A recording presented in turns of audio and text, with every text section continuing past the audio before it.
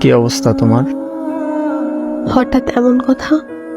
কি হয়েছে তোমার? আরে তেমন কিছু না, বাসা দিয়ে নাকি ছেলে দেখছে। হুম, তো কি হয়েছে? ছেলের নাকি সরকারি চাকরি আছে। থাকতে পারে, জানি না।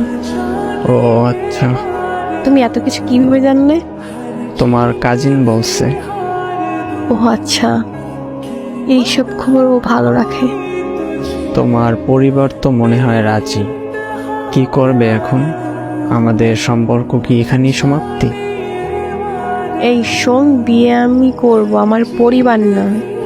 আর তোর এত কিছু কে ভাবতে বলছে? তোর সামনে পরীক্ষা, তুই পড়াশোনায় মনোযোগ দে। আমি তোর ছিলাম, তোর আছি, তোরই থাকবো। তুই পরীক্ষাটা দে আগে, তারপর হাত ধরে নতুন জীবন শুরু করব।